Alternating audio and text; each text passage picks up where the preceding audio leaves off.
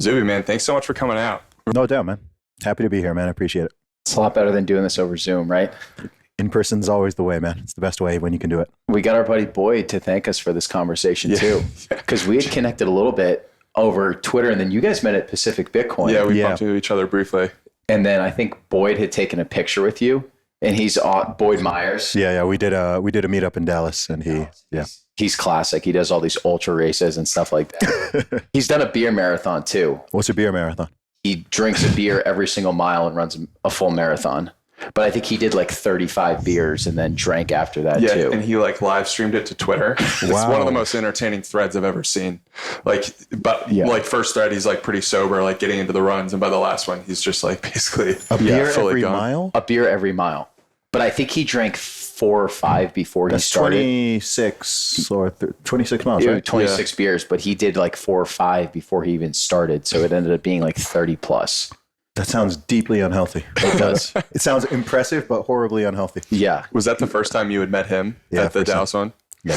You're doing a lot of these in-person meetups, and it's cool. I remember seeing one in Austin that I unfortunately couldn't go to, but then I saw a picture of it afterwards, and like a bunch of my buddies showed up. It's like that in-person connection just brings everything to a whole nother level. Yeah, man. The meetups are lit. Those actually started with actually the first one I ever did was in San Francisco. Oh, sweet. I was there in 2019, and I was actually just hungry. It was like 4 p.m., 5 p.m., and I was just hungry. And I put out a tweet saying, I'm in San Francisco and I'm hungry. Anyone want to go get dinner? And then I got like 6 or 7 DMs. And 2 hours later, I was just at a restaurant with some people off Twitter, basically. And then my next stops were Austin, Dallas, New York, DC. And so I did the same thing in all those different cities, and it actually started growing. And I think by the time I got to New York, maybe about 25 or so people came. This is in 2019. And then some of the ones I did in 2021, 2022 was, you put that message out there and a couple hundred people reached out. The biggest ones were actually in LA and New York. Really? Yeah, LA and New York City. I had to do multiple meetups in each of those. And it was a lot to coordinate. But dude, I love people. As much as I complain about them sometimes, I love human beings, and I wouldn't be able to do all the things that I do in the way that I do it if that wasn't the thing that ultimately drove me. Isn't that incredible that you can literally just press a button, put a tweet out into the universe, and then just curate these in-person experiences? It's amazing, dude. People still don't understand the true power of social media. Yeah. And those who understand the true power, they only understand it from one side. They understand the negative potential and the downside. But so many people, despite the fact that we have multiple billion people, I think about 4 billion active social media users in the world now. I think it's actually crossed 5 billion now. Most people it's still so much of it in its infancy. And there's still such a minority percentage of people who are really using it and leveraging it in a positive way and trying to use it as a force for good, and to not even just keep everything online, right? But to bring it into the real world. I mean, I've met thousands of people now in the real world off of social media, probably just been recognized by many thousand more who know me from that.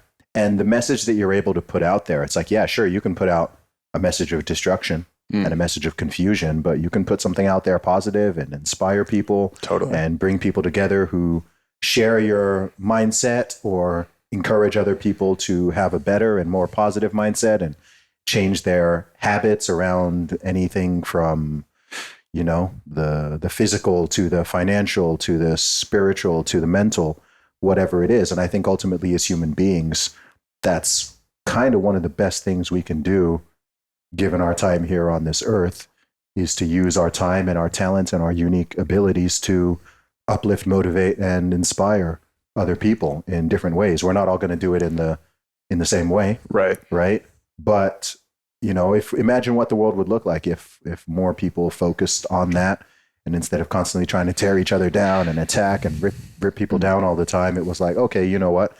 I've got this voice, I've got this platform, I've got these abilities. Let me at least do my best to try to, put something positive out there that helps other people. Yeah. Have you found that the feedback has been positive with your message? Because I mean, you obviously talk about a lot of different things, but Yeah. I feel like there's a group of people that's just so receptive to what you have to say about all the different things that are happening in the world. Yeah. It's unreal, honestly, man. Yeah.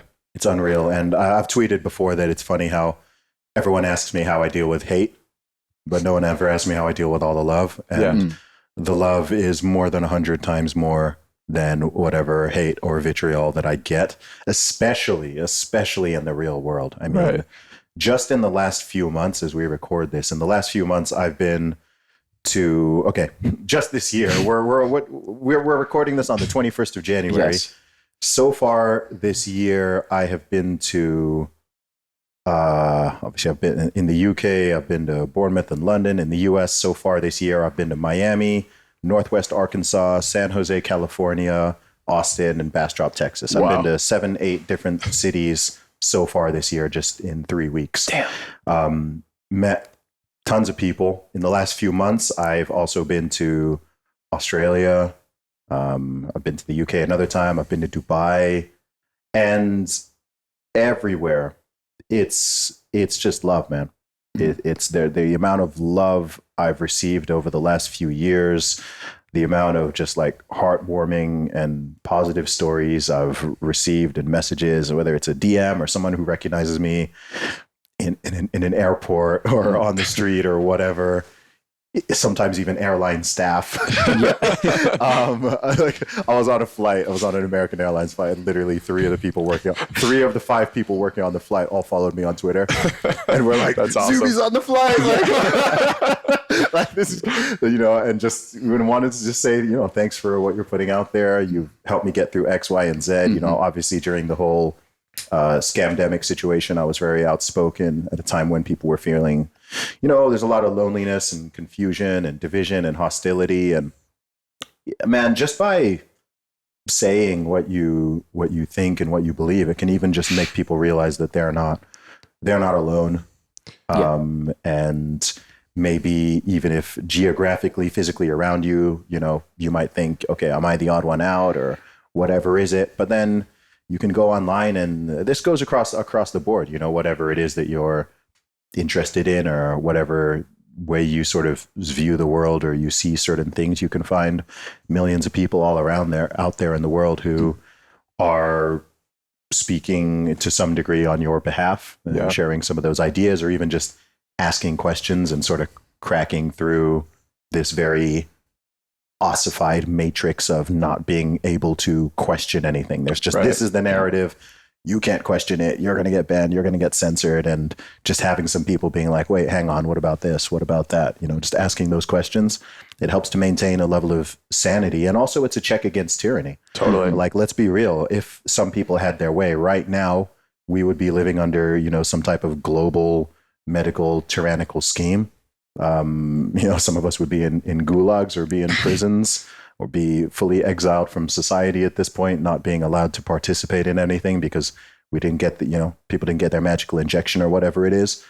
And, that's, we know from history that those type of voices are important. Mm-hmm. And it's important for people to stand up for the truth and to push for it and to try to seek it. And something I'm seeing that's so interesting is when I look at the rise of new media, whether it's podcasters or it's people on social media, whatever it is, that when you're really seeing people rising up and gaining a lot of trust and influence, all these individuals have certain things in particular. Of course, one is a degree of courage, but also just a genuine intellectual curiosity and honesty, an unwillingness to lie to people, and a genuine pursuit of the truth and doing our best to seek and speak the truth, right? Mm-hmm. It doesn't mean that you're always going to be correct, let alone that everyone's always going to agree with you. But when you look at so much of the sort of mainstream legacy media and some of the voices there, it's so disingenuous. This is why people are losing trust in all these institutions and authorities, whether it's the medical establishment or it's the big corporations or it's big tech or it's the political the political administrations, whatever, because day in, day out, they're lying to you. And if someone is constantly lying to you, then why would you trust them? And they themselves are very bad at doing any type of self-reflection and going, okay, wait, hang on. Why are people losing faith and trust in our institution? And they're like, oh, it must be the conspiracy theorists. Oh, it's those anti-vaxxers. They can't just turn the mirror and go, actually, you know what? Like, we've been lying to these people for years, like on a constant basis, and they're starting to see through it now that there's alternatives. So, maybe we should be more honest. Yeah. feel like when you scroll, if someone scrolls through your Twitter, you can really feel the purpose and the responsibility that you have with the tweets that you put out. I think that a good example of that is the pin tweet. I think you put it out like a few days before Christmas. And I think it was something along the lines of like, you gave people a number of different ways to either like be a man or live a good life or something like that. Oh, yeah. And Harry and I were talking about that before. And it's like, I think men in particular, it's like we're dying for these mentors and these role models. And like, we're just dying for people to teach us what it actually means to be a man. We've really lost that in society. So I'm just curious how you think about that and, being a role model to so many men in their 20s and 30s. Wow. Well, it's number one, I'd say that in some ways it's something that I expected and sought after. But the way that it's actually transpired has been quite different from how I initially imagined it. So when I first even started making music, the real reason I went full time with my music, I worked in the corporate world from 2008 to 2011. November 2011 was when I left my job and became a full-time rapper. And I always thought that, number one, everything would just be focused on the music. But I took that path largely because I knew I wanted to have a positive impact on the world.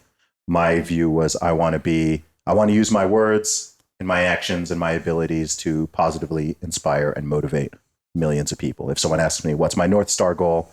That's what it remains. And it's still that. But what's happened over the last few years is all these other elements have been brought into it, from podcasting to public speaking to writing books to doing whatever it is I do on social media. And who knows what else is going to come in the future.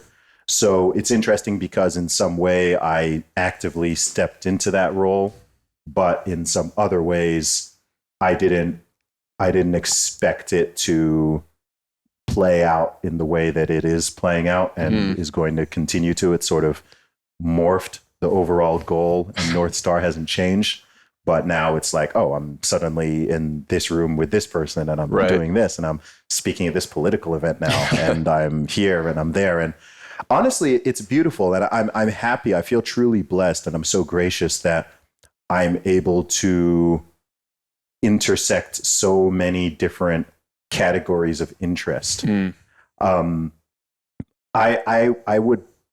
I could say, I think, if not I think I'm one of the people who has been able to even appear on the most on the most diverse cross section of podcasts. Right. Yes. So I've been on, if I look at the podcasts I've even been on, it's just across the board, from ones that are completely, from even within the political world, from conservative to libertarian. I've even been on some more liberal ones.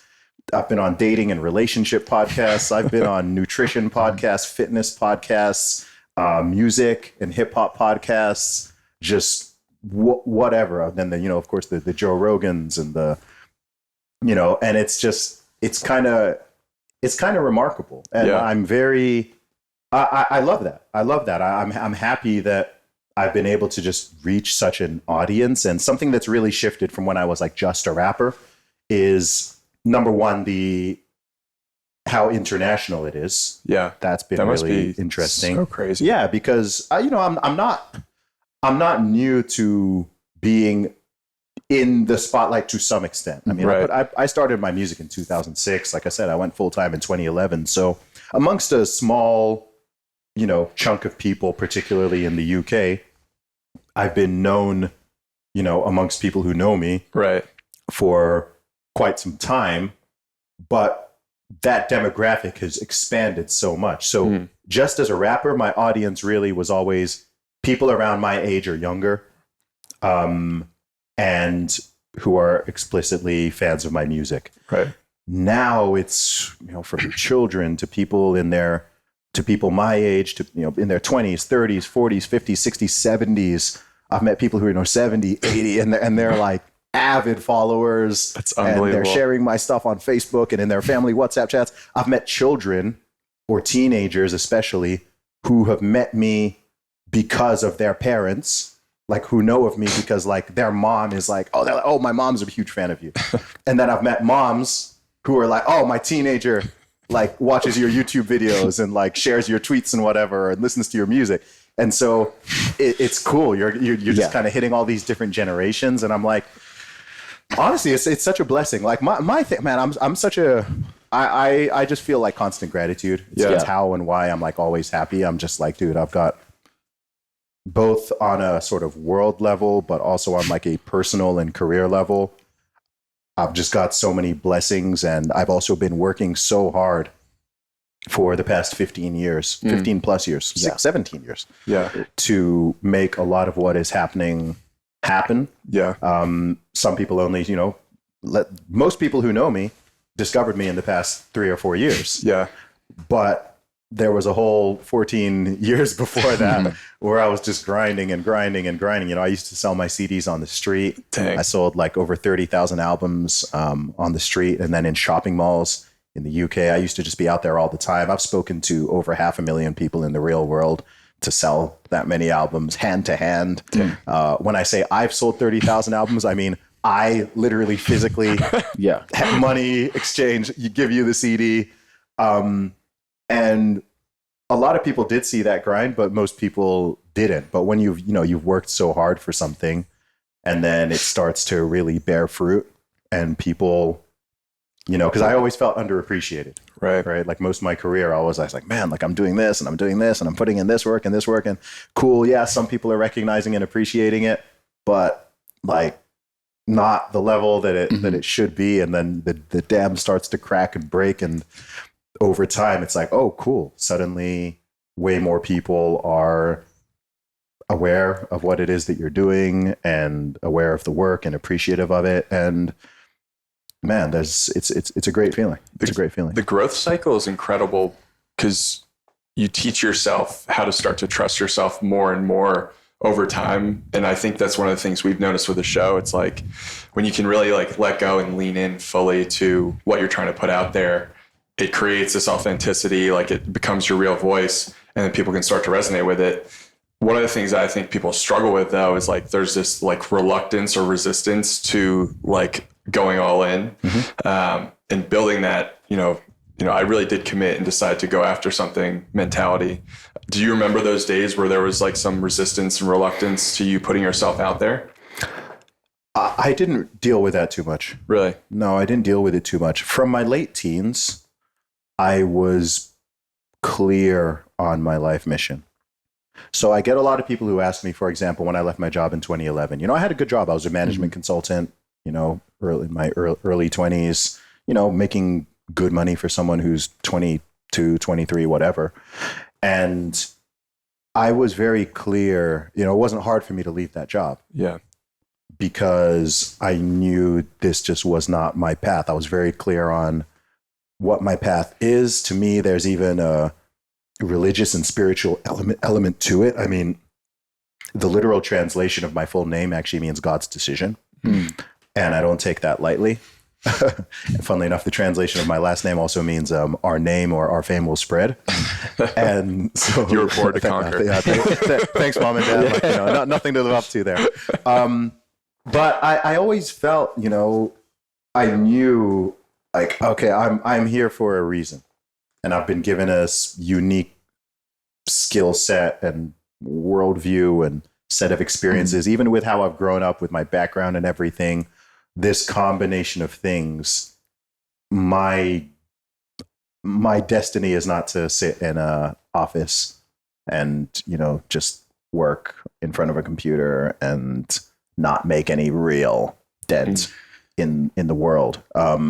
So, there were stages where, okay, you have to overcome some type of barrier. I mean, the most obvious example, actually, of my career, to be honest with, was, getting out there and selling my CDs on the street. Like that took a lot. I remember the very first day I ever went out there to go sell my music to strangers. How intimidating is that? At the time, the first time it was scary. Yeah. But I can't tell you guys how much I learned from those years selling on the street. That's one thing that gives me such a gigantic advantage because no one's done that. Yeah. Like no one has. How many people can honestly say that they've spoken to 500,000 people? Not just spoken to them, but tried to sell them something. Right. Yeah. Promoted yourself, like put yourself out there, not on the internet, like in the real world, face to face, eye to eye, all these different cities, dozens and dozens of different cities, and you're just there. Like that's one thing that gives me the insight into humanity that I even have.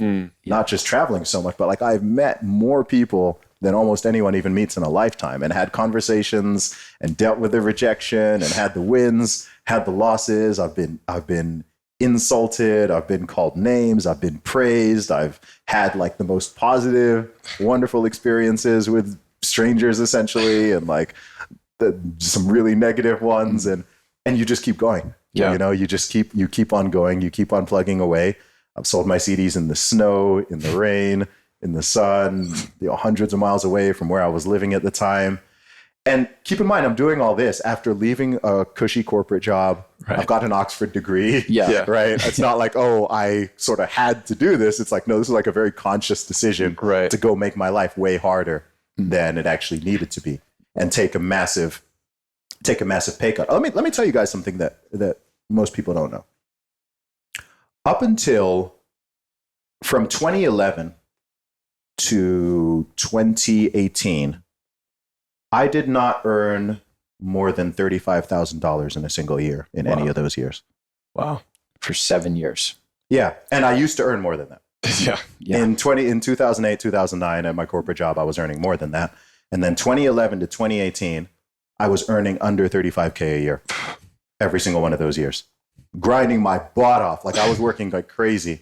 So it's even funny because a lot of people think that music is hyper lucrative. Mm-hmm. Right. Most people don't know the reality of being an independent, like a truly independent musician. They think, oh, you're getting into music because you want to make money. I'm like, bro, I was making more money in the corporate world. This like, is about money. I'm not doing this because it's about money. Like now, okay, like my earnings are many, many multiples of what they used to be. But it's just that grind. And I think it's such a good metaphor for how so many things actually work out in life, because oftentimes we want, or you expect things to be sort of more linear in terms of the growth. And some things are a bit more linear, but especially if you're doing something entrepreneurial or something creative, there are often, almost usually there's years and years and years of just grind and people not caring and being ignored and being underappreciated and whatever. And then it's more of like an exponential curve. You hit a certain point. You guys, before we even jumped on the thing, we were talking about the fact that I joined Twitter in July 2009. Wow. Okay. January 2019, 10 years in, I had 18,000 followers. It took me 10 years to get my first 18,000 Twitter followers. As we record this, I now have 1,022,000. Wow. Right. So yeah, talking growth curves, like just using that as an example. Yes, absolutely. Right? That's just one platform, but that's just how it often goes, right? And most people don't see that 10 years. Oh, like, it's like, oh, Zuby just came out of nowhere and appeared on Joe Rogan. And it was like, no. That was not the story. But yeah, that's how it goes. And I think oftentimes you can often succeed in things just by outlasting other people, because it's difficult to be so consistent and to persevere through a lot of nonsense and a lot of pushback. But oftentimes, if you do, as long as you keep putting one foot in front of the other, you'll achieve some type of success. It's not guaranteed how big it'll be and what it'll look like. I don't even know. Like, I mean, I'm in my mid-30s, right? Guys like, people I like and respect, like the Joe Rogans and Jordan Peterson, they've got 2 decades on it. Right. So 20 years from now, like, what will be my reach? What will I be doing? What am I like, man, I don't know, but that's exciting. Oh my gosh. I'm like, man, like that's exciting. Like, give me 20 years. Like, whew, people think I'm doing stuff now. Yeah. Give me 20 years. Man. It's incredible. Yeah. Such a valuable perception on time. Yeah. Just like, if you can do that, the hard work up front and start to see like that exponential growth, forecast that 20 years down the road. Yeah. Same effort. And it also, enjoying the process is so important. Yeah. Enjoying the process is so important, and finding the positivity in it, even when it sucks, I think is really important, right? Because whatever you do, I mean, whether it's starting a podcast or a YouTube channel or building a social media profile or starting a business, whatever, you're always going to start from zero or near zero. You start from zero in a sense. You're going to start with 0 customers, 0 listeners, 0 watchers, whatever it is, 0 followers. And you have to enjoy it, right? If you've never been in the gym before and you're going to go to the gym for the first time, you're not starting from literal zero, right? It's not like your strength and fitness is at 0, but you're going to have to embrace the suck for a while, and you're going to be sore, and you're going to do exercises wrong, and you're going to get hungry, and you're not going to enjoy every workout and whatever, but you stick with it, you persevere. And, day after day, you're not going to notice the daily changes. Right.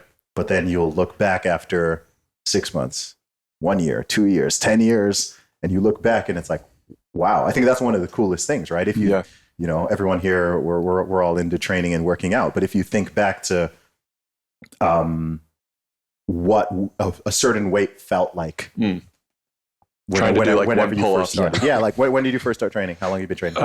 So probably I was 14, so I've been training for like 15 years. 15 years, yeah. So if you remember that first pull-up you ever did. Oh my God. the struggle of right? You probably remember the first time you benched like 200 pounds. Yep. Right? And it's a massive deal. You've got like your right arm going up. all wobbly. The first time you're even the first time attempting it and it doesn't even move off your chest or whatever. Yeah. And then it's those same things you do it now, and it's like easy, right? It's funny. We were talking about running as an example the other day. Like we've been doing 3-mile runs out here, just trying to get better at just that 3-mile distance. And we've done longer distances before, but we were talking about remembering that first time we went out for a run. And dude, I remember the first time I went out for a run. I made it 200 yards, and I was just walked the rest of the way. I'm I'm going to turn around. Yeah. But you just keep showing up. It's hard. No, the worst with running is, do you guys get that if you haven't run for a long, long time? You get that almost that bloody taste. Yeah. Like that irony. Yes. It feels like your body's not pumping blood. Doesn't know what to do. Yeah. It's like pumping ragu around your body. And you're just oh my gosh, everything feels thick and clogged up. Yeah. It's horrible. I hate running. We should hit a run before the show. Full admission. I hate running. I don't mind running as part of a sport. Mm-hmm. I used to play rugby. I used to play football. I used to do tons of sports. But I don't long distance running. Has always been I like lifting heavy stuff. Yeah. But long distance running, I can do it if I have to. I set my mind to it. But I definitely don't enjoy it. Yeah.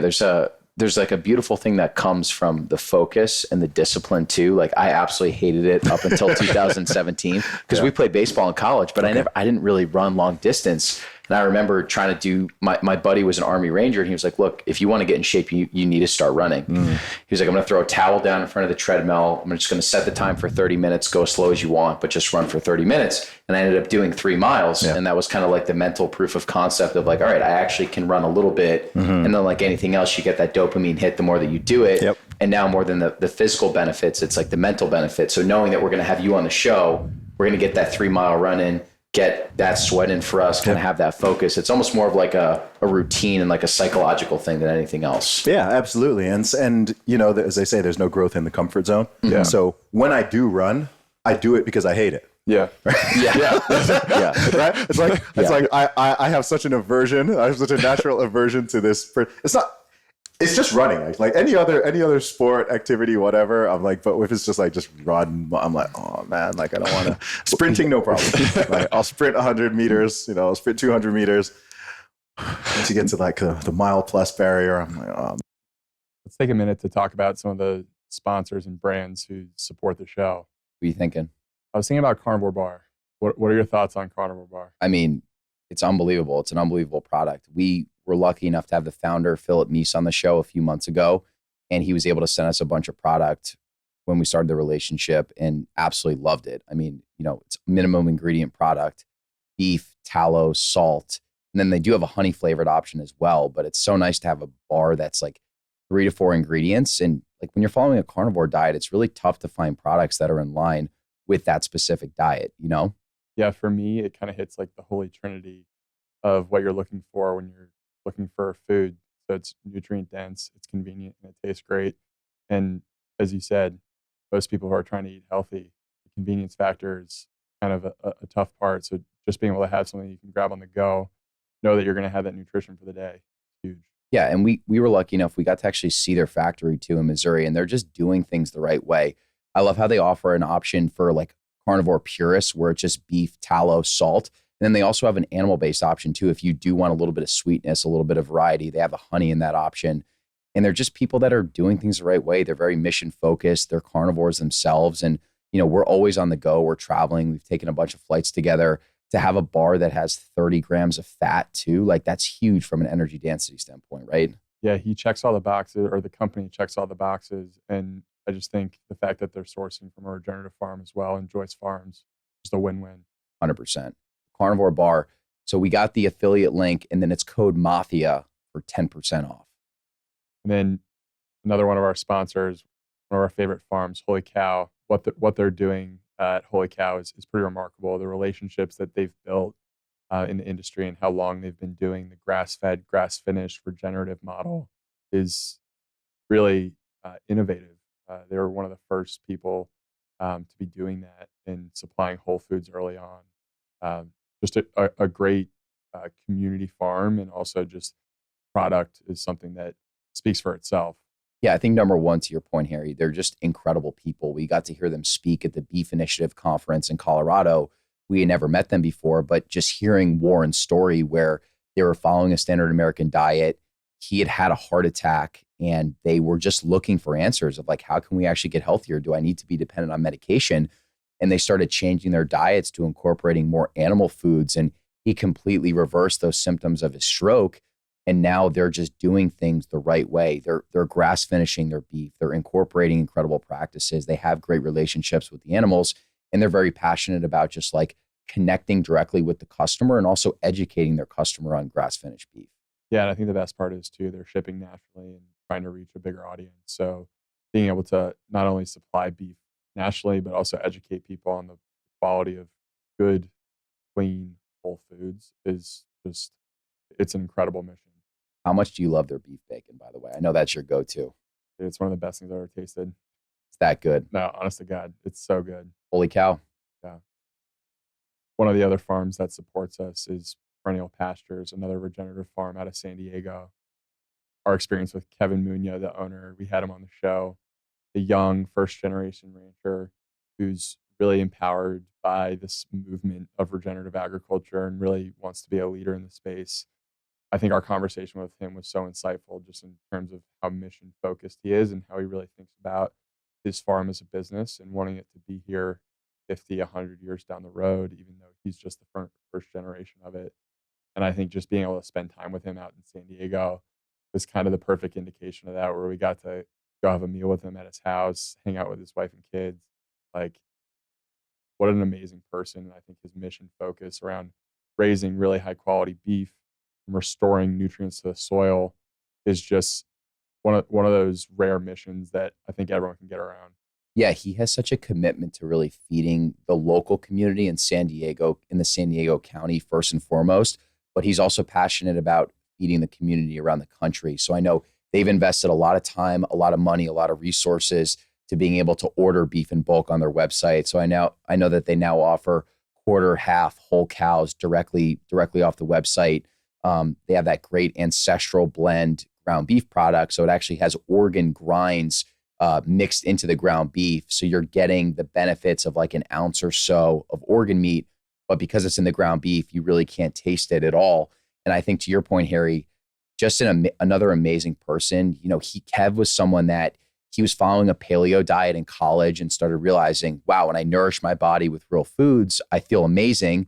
Had a really successful stint in tech, but realized that there was just something else that he was passionate about. So he's one of those rare cases where, he put his money where his mouth is, and he's a first generation farmer, just, bootstrapping this thing, raising money, and just so passionate about feeding the community. Just an amazing guy. Yeah, absolutely. What are your thoughts on organ supplements, and what do you think about the company that supports our podcast, Optimal Carnivore?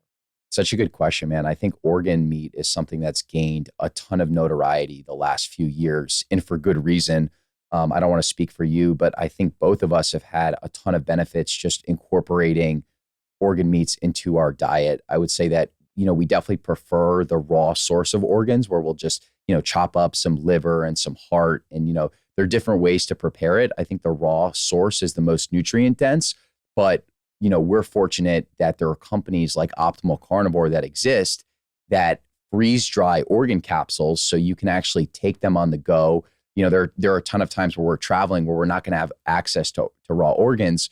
So I can throw a little Ziploc bag together of Optimal Carnivore and be good to go. And I think 6 pills is an ounce of organs, which is like the daily recommended amount that will give you a lot of those really good quality vitamins in there. So that's kind of how I think we've been using it. Did I miss anything there? No, I think the fact that it just makes organs accessible to people. And I think that organs are generally just a food group that are underutilized when it comes to eating nose to tail. And the nature's vitamin is a perfect name for these organ foods. And I think a lot of people are pretty, in the mainstream object to eating organ meats. But when you put it in a pill form that doesn't taste bad, it's convenient, you can put it in your backpack. It makes things a lot easier.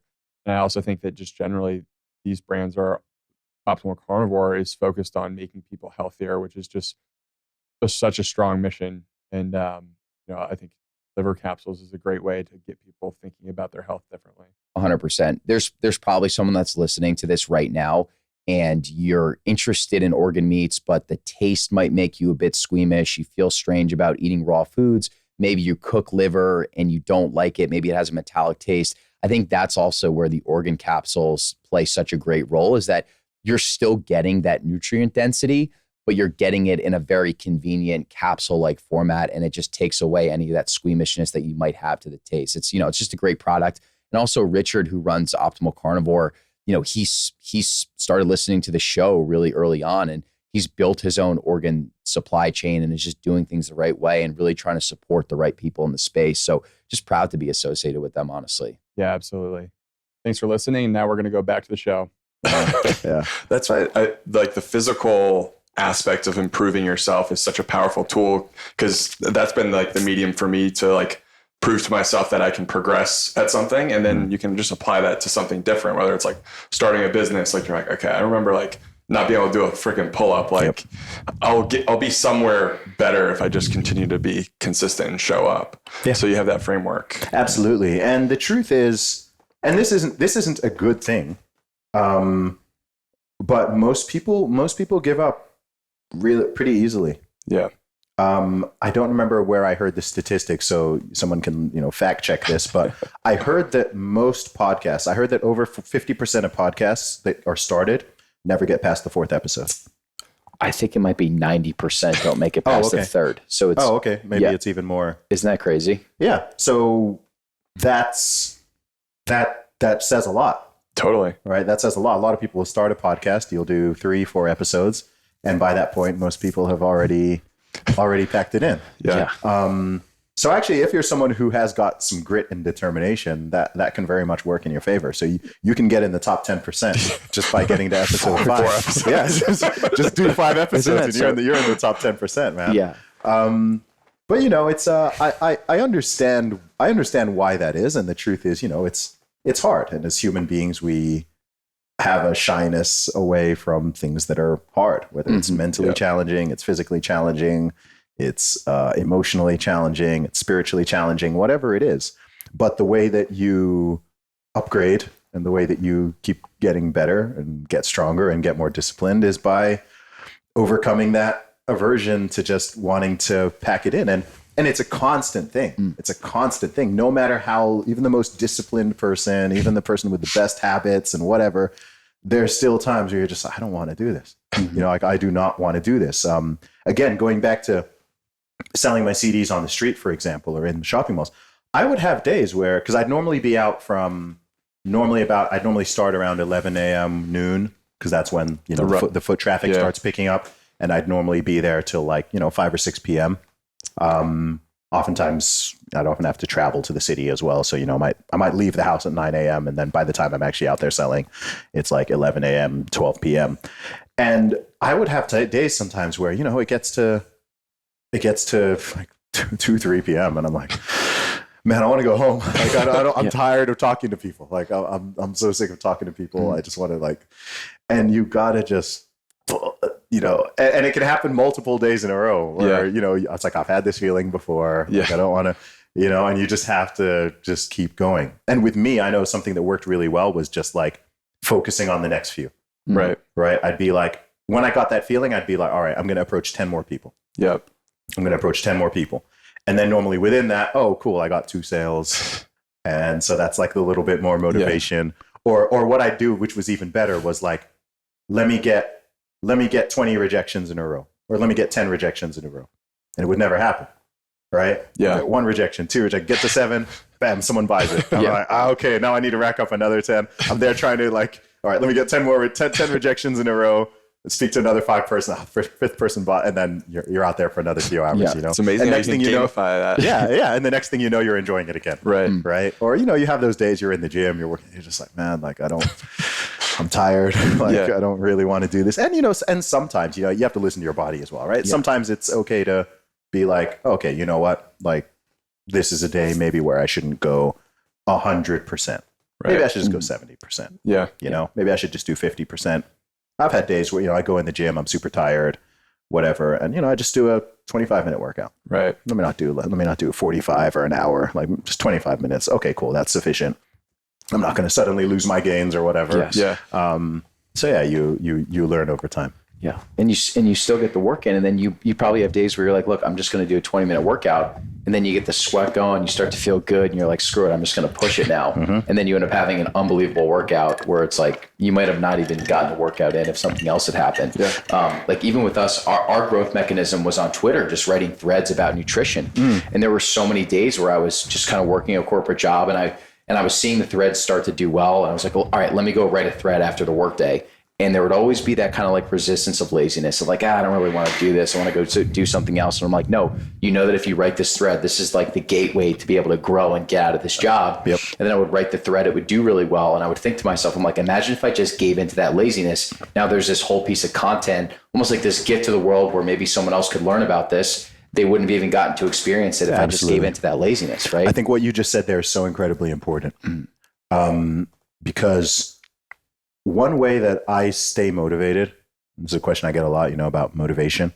And habit and gratitude, as I already said, are important. But one thing that really drives me, and a reframing that I do, which I think is quite rare, is there are certain things I frame them as ethical duties. Right? And so you kind of alluded to this. I don't know if you at the time thought of it this way, but if you think I have an ethical duty to get that information to the public because it can genuinely help people.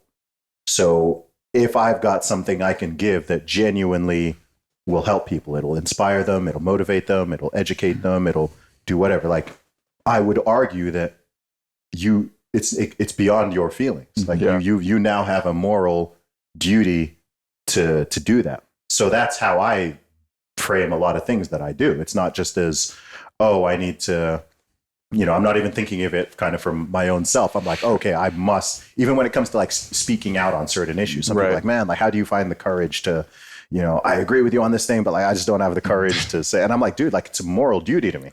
Like there's certain things I'm like, I have to say something. It's like a compulsion, dude, right? Like 100%. Morally, like I have to say it. Like consequences be damned. Like I've just got to say this thing. I feel compelled.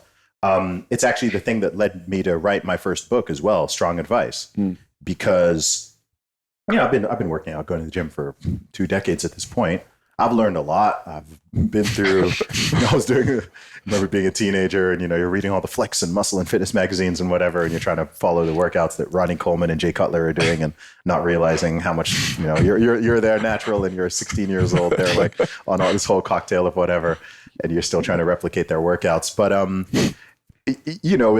we made a lot of mistakes in terms of nutrition and training itself and supplementing or whatever. And, I've been through all these ups and downs, bulking cycles and cutting cycles. And you try this, let me try keto, let me try this, let me try that. And over time, you learn for yourself, and generally, you learn what works and what's effective. You learn what matters, you learn what doesn't matter in your training and your nutrition, all that stuff. And so now at this point, you've accumulated a decade plus of experience and knowledge. And I was like, okay, how many people in the world want to get in better shape? How many billion? Everyone, right? So, and if you look at our countries, obesity rates are on the rise, right? Mm-hmm. People are actually less healthy than they were. So despite all the information that's out there and whatever, and all the influencers and all the books and all the motivation, people are still fatter than they've ever been. So I'm like, okay, I know I'm not going to be able to reach everybody, but I've got that knowledge sitting there. I was like, it's actually selfish for me. It's selfish of me to not, if I know this stuff and other people want this information and it can help them, it's actually selfish of me not to write this book. Totally. Right? So let me put this out there. And lo and behold, at this point, I mean, it's sold over 10,000 copies independently, and it's helped lots of people. I think I've shipped books to over 65 different countries at this point. And I've met people in person who've lost over 100 pounds after reading it. And I've got, before and after photos that people have sent me and all this. And it's like, and they're like, oh, I've read all this other information, but actually it was your book that helped it click for me, because you just kind of simplified it and made it concise and whatever.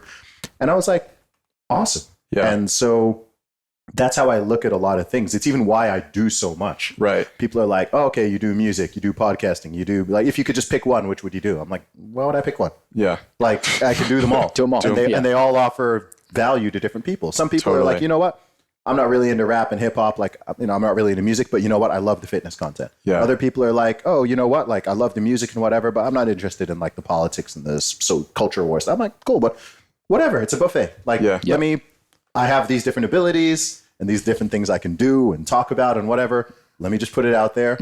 And cool, whatever helps you or you find interesting, you can take that. I'm not offended if, you're only interested in these two parts of the 10. Yeah. Right. Or, okay, you want these ones, like whatever, if you like all of it, amazing. Sweet. But that's something that's helped. And actually that was one thing that was a real challenge for me in 2019 when I started getting attention for a lot of things outside of my music.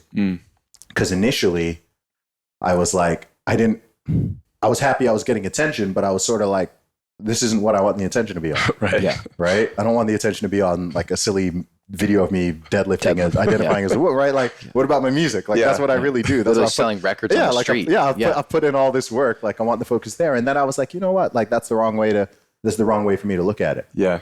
Now I view it like I've got a house and I always wanted people to come in through the front door. Right. And the front door is my music and the message of my music. And like, I want everyone to come through the front door.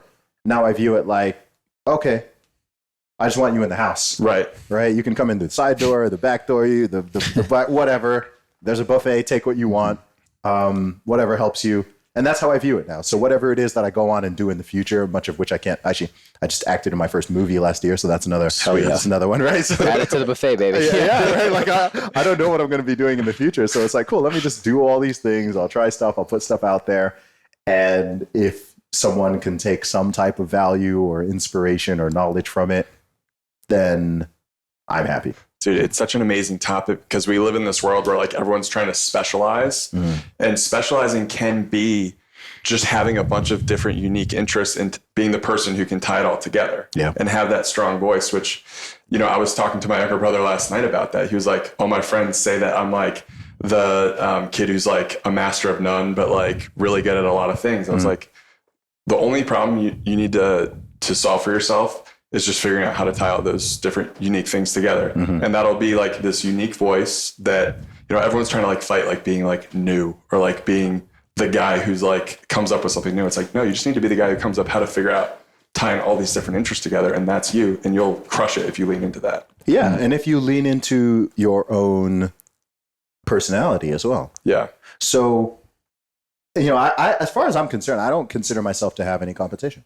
Yeah. There's no one who does what I do in the combination that I do it. In the way, like I'm just me, you know? And if you really lean into yourself, it doesn't matter how many podcasts exist. It doesn't matter how many Twitter accounts are out there. It doesn't matter how many books are written. You'll always stand out if you're genuinely yourself, because you've got a different perspective, personality, background, life experiences, way of speaking or writing, whatever it is. You'll always have an ability to stand out. Sometimes people don't want to do something because they think it's saturated. Maybe I should have started a YouTube channel 5 years ago, but it's saturated now. Oh, there's however many hundreds of thousands of podcasts. It's saturated. Oh, like I can't do this. It's saturated. I'm like, bro, there's one thing about human beings is we're always going to want more. I don't know if this is inherently good or bad. It's probably both, right? But like, there can never be too many YouTube videos. Mm-hmm. There can't be too many books. There can't be too much music. Totally. These things are, it never ends, right? The demand never ends, and there's always going to be a new twist or a different reframing or a different personality or a different way of saying things. Like, I'm sure that in the thousands and thousands of years of human history, I'd imagine that almost every thought that we've ever thought or everything we've ever said has been said by someone else. Totally. in some way, shape, or form, right? Like there's nothing new under the sun.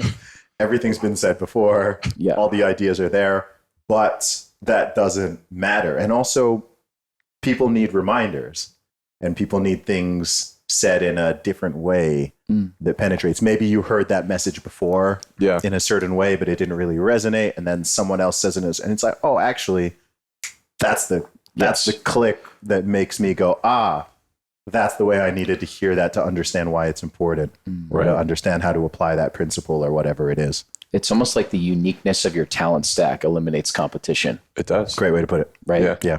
And I'd say your talent stack plus your personality, plus your life experiences. We all grew up in different places. We're from different families. You've lived in, traveled to different places. You've just seen different stuff.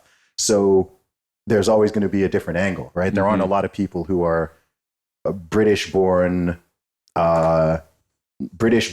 Nigerians who grew up in Saudi Arabia, went to an American school, have traveled to all these different places. Like, my life experience, it's unique. Yeah. And it gives me a certain way of seeing things and understanding things that is just different.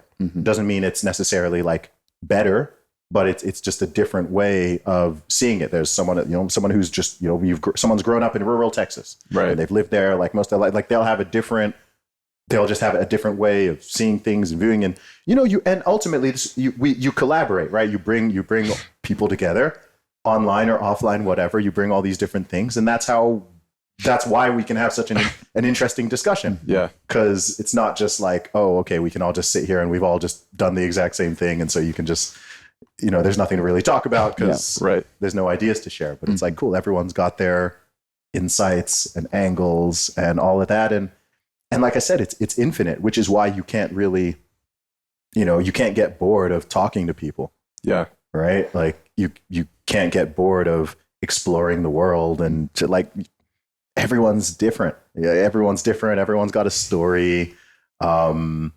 Every country, every city has its nuances and its differences and things that are interesting. I've been to almost 40 countries now. And man, like, there's still another 100, I want to go to, because it's like, I've been to a lot of places, but man, like this, I'm so curious to go to Japan. I want to go to Brazil. I want to go to, like, I've never even been to South America. I want to check out Vietnam. Like, all these, there's so many places. I'm just like, yeah, cool. Like, I've met people from there, but I'm curious to just go there and even go to the different cities. And, I want to go to all 50 states. Yeah. I want to see what all, I want to see what they're, what's this all about? Yeah. I want to see it all. I'm very intellectually curious. And, I'm also just so interested in the human condition and trying to understand it. And I think that one reason why I promote travel, and one reason why I advocate travel to people isn't just because of like, oh, just like going on holiday or whatever. It's like, it will expand your perspective. Totally. It's not even a choice. It will. If you go to the more cities and especially countries you go to and actually spend time and talk, it's impossible for it not to just expand your horizon and help you better understand the world and better understand people, right? There might be a country or a culture or a people out there who you think as like really, really different to you and like hard to understand, right? I grew up in the Middle East. I lived in Saudi Arabia. I would argue probably the most misunderstood country in the world, right? I lived there for 2 decades. People have all these feelings about this and this and this. And I'm like, look, I lived in this place, right? And these are the differences. And this is why it's like that. And this is why people are like this and this. And so at a minimum, you know, it gives you that perspective. And it also just, I think, helps to create empathy because you start to realize that for all our differences, people are, in general, people are more similar than they are different. I think it's easy to get down this path of thinking that, you know, this very tribalistic thinking, whether it's on a national level or a racial level or a gender level or an ethnicity or religious or whatever it is, right? There's so many ways you can fragment society and, you know, put people in different groups and tribes. But when you kind of go out there and you just meet people, you realize, you know what, like, yeah, there's differences and the differences are important. But most people are pretty similar. Like we're all human. Like we all have the same biology fundamentally. Even in terms of like our desires and our emotions and the things that people want, most people want pretty similar things in life. Most people want to be safe and have a degree of autonomy.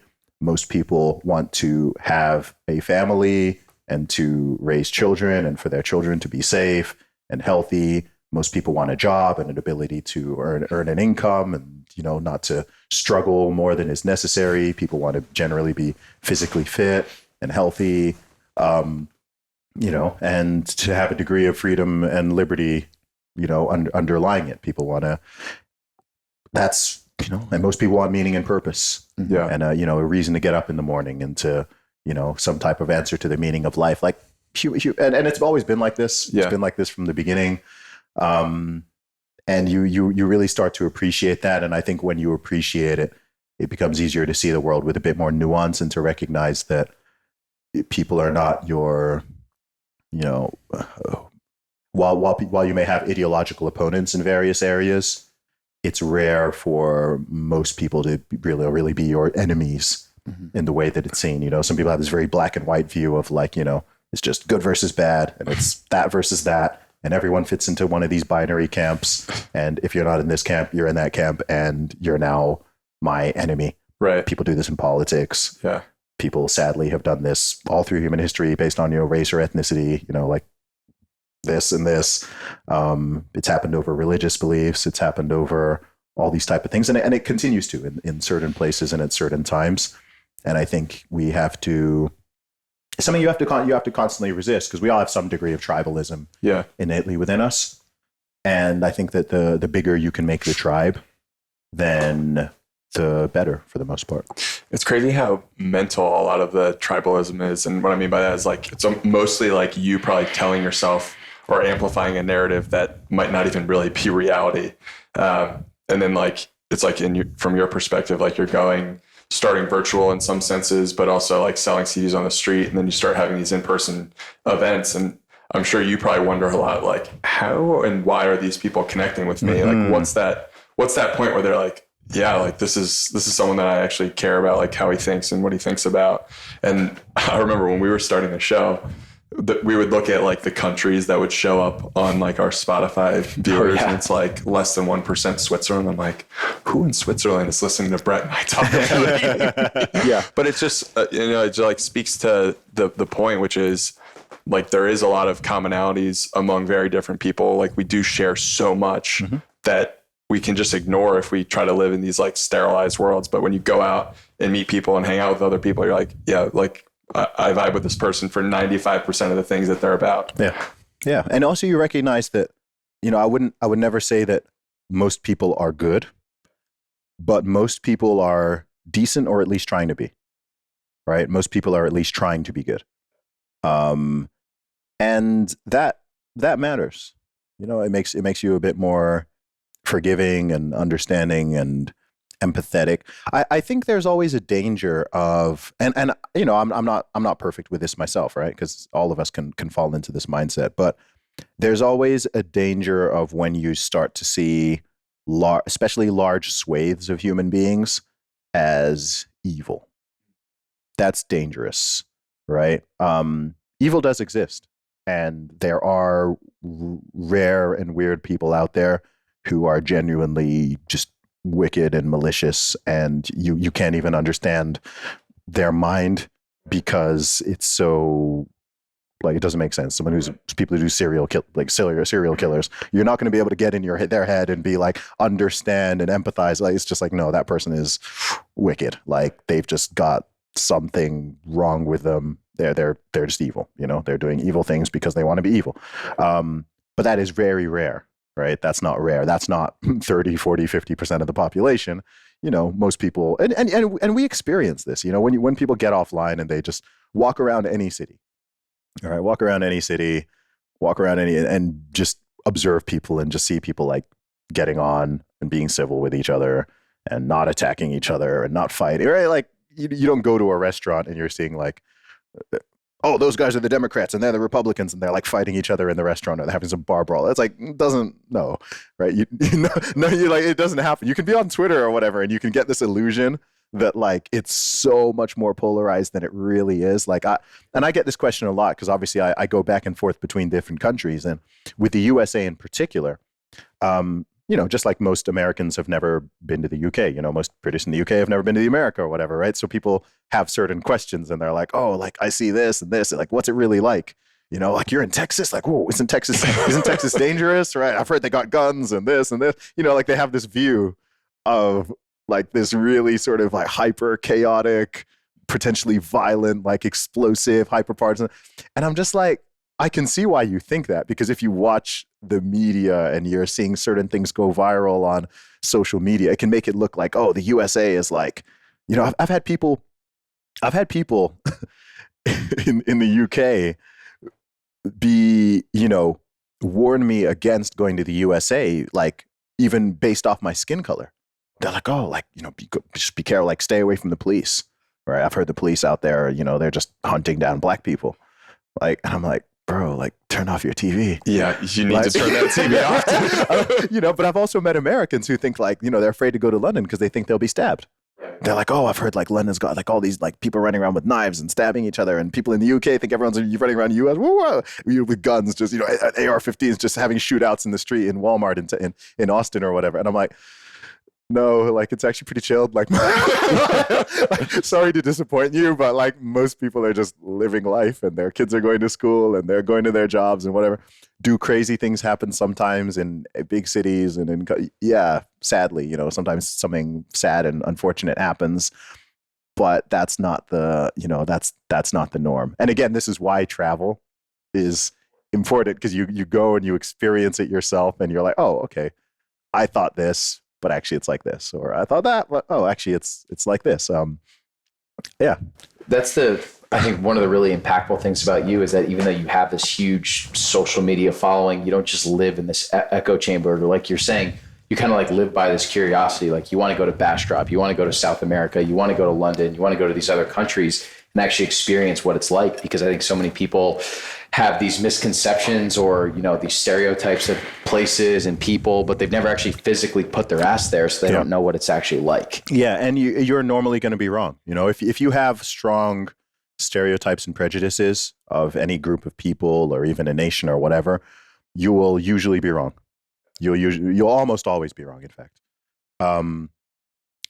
There can be some element or kernel of truth to something in a very general level, right? That's essentially what a culture or a society is, right? So there are, even if you were to compare the Americans and British people, right? There are certain stereotypes or cultural elements which have some truth to them.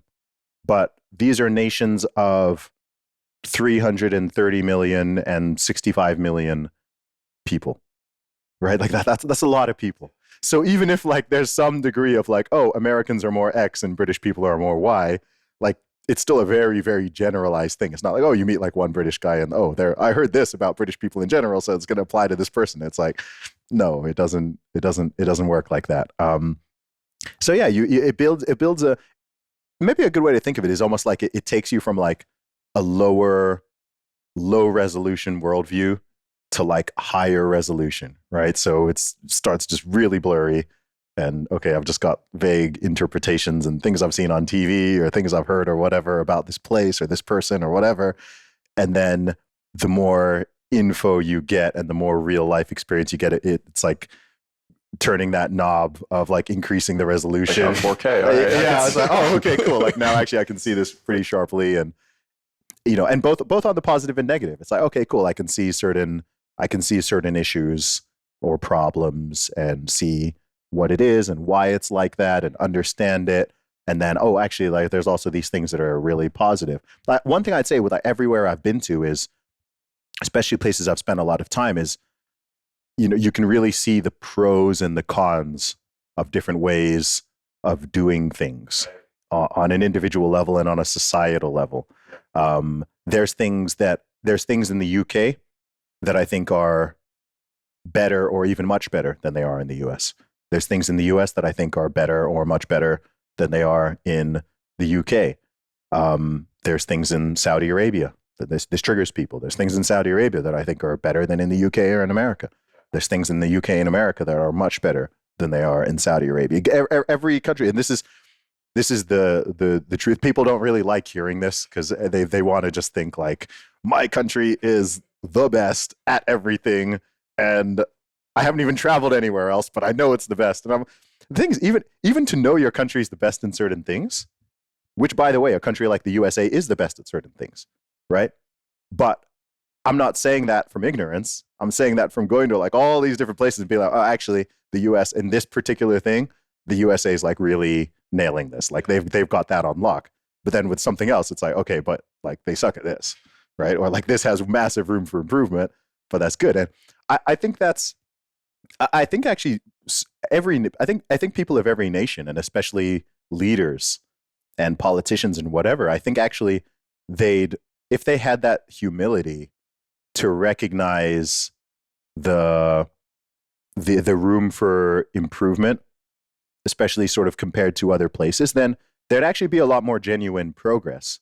Because if you run under the assumption, just like as an individual, if you were like, okay, I've got everything in my life sorted, like I'm maxed out, I'm a 10 out of 10 on everything, I have no room for improvement, like I've got this on lock, then you're stuck, right? Then you're literally not going to improve because you don't even think it's possible. You're just like, well, I'm already number one, so why should I even try to get better at anything? And I can understand people having that sense of like patriotism and national pride, especially, and being like defensive of their nations, and that it's not inherently bad at all. It's actually quite a good thing. But also it's good to be able to go, oh, actually, you know what? Like they're doing things like, I don't know, education. Take education. Okay. Education. I don't know how they do these official rankings, but I don't think the USA is like even in the top 20 globally in terms of like the education and school system anymore. It used to be, but it's not anymore, right? So it would be wise for especially the people in that world to look at the countries that are doing like really well and being like, you know what, maybe we should, okay, they're doing that instead of this. We're doing that. Maybe we should take some of those ideas and bring it in.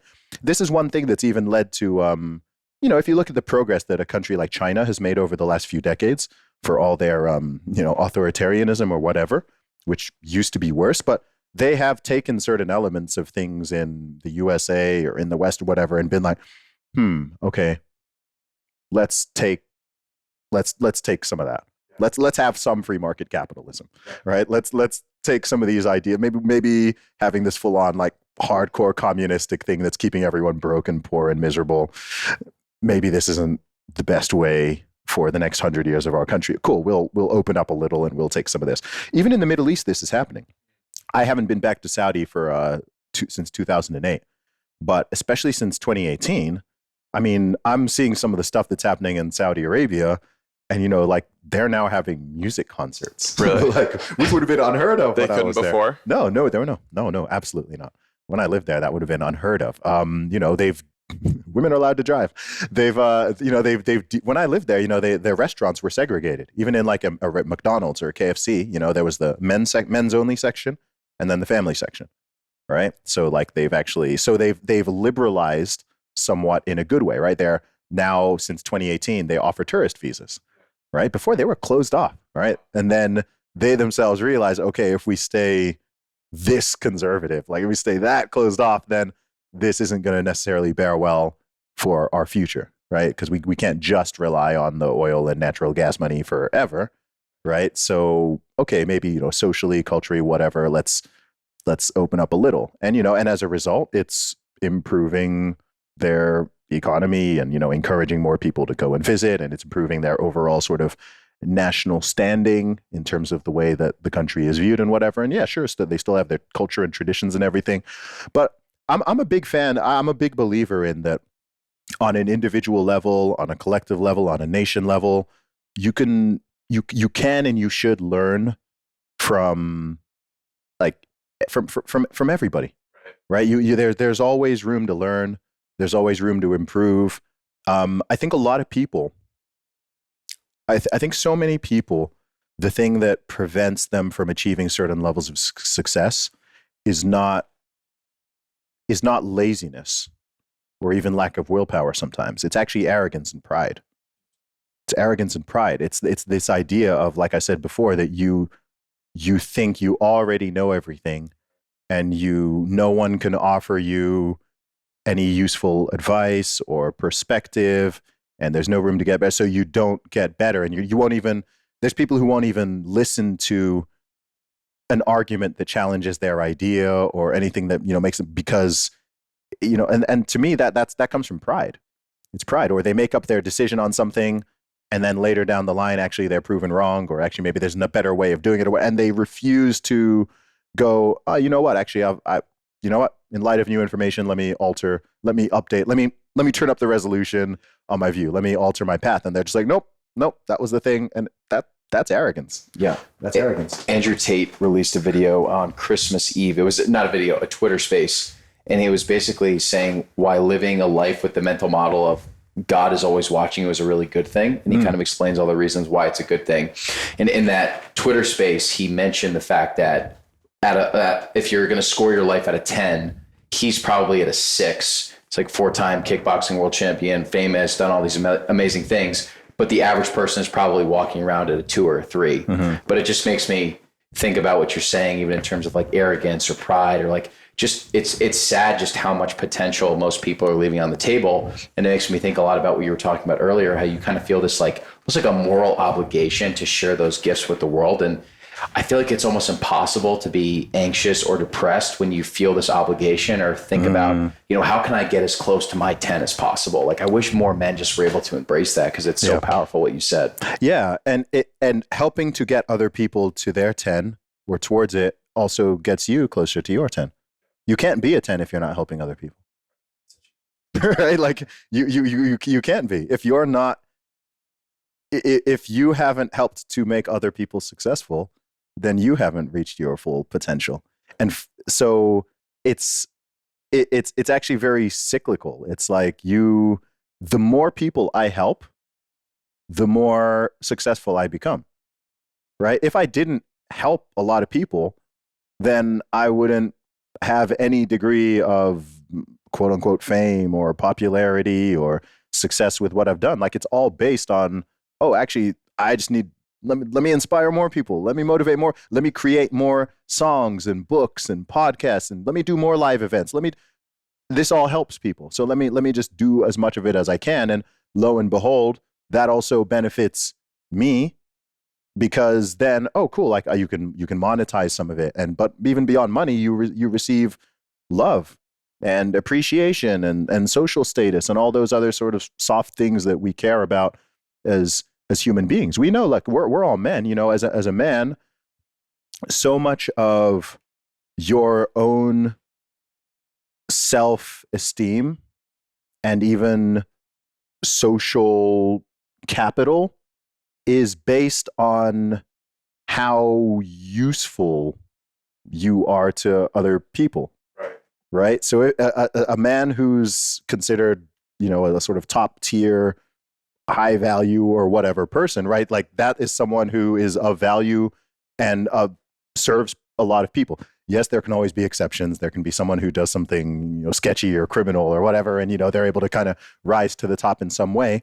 But yeah, to do that genuinely, it all plays together. I mean, you'll struggle to find someone who genuinely has had like a massive, massive positive impact on tons of people, and they've built or created something that's helped lots of people, whatever, and like they're broke, Right. and they're and no one like it doesn't, and it doesn't happen, right? So I think as men especially, we find so much. My dad often says something, and my dad's kind of old school. I love him. He often says that a man defines himself by his work, and society generally will judge him largely based on his work. And this has always been the case. It's just reality.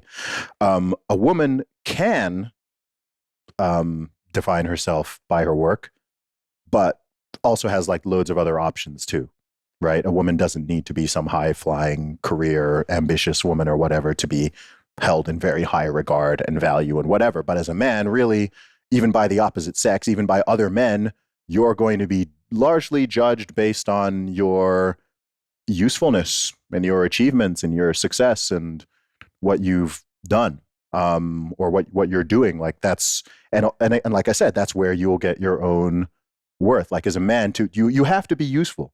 You have to be of service. If you're a man who's not of service to anybody, you're not living a good life, and you're also not going to be feeling happy and content.